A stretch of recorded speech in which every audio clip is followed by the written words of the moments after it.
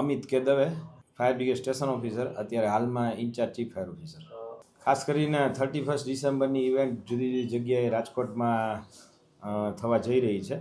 તો હાલ અમારા રજિસ્ટરે 4 અરજીઓ ઇન્વર્ટ થઈ છે અને આજે છેલ્લા દિવસો છે એટલે કદાચ આજે પણ બીજી અરજીઓ આવે તો અમે એને ટેમ્પરરી એનઓસી આપી અને ઇન્સ્પેક્શન કરાવી અને એમના ચાર્જિસ જે ભરવાના હોય છે એ ચાર્જિસ ભરાવી અને સત્વરે આજે સાંજ સુધીમાં અમે બધા લોકોને ફાયર એનઓસી મળી જાય એવી ત્વરિત કાર્યવાહી હાથ.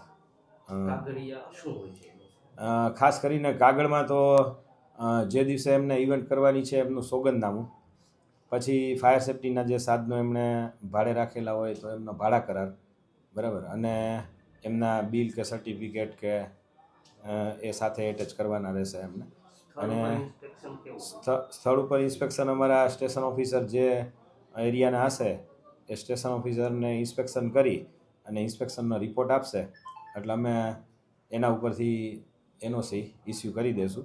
અને સ્થળ ઉપર એમ લોકોને 6 કિલોના એબીસીના ફાયર એક્સટિંગ્યુશર, CO2ના 4.5 કિલોના ફાયર એક્સટિંગ્યુશર, પછી રેતીની બકેટ, પાણીના બેરલ, એ બધી જે પ્રાથમિક ફાયર સેફ્ટીના સાધનો છે એ રાખવાના હોય છે. અત્યાર સુધીમાં સર કેટલી અરજીઓ આવી? અત્યાર સુધીમાં 4 અરજીઓ આવેલી છે અને બીજા આજે કદાચ આવે એવું દેખાય છે.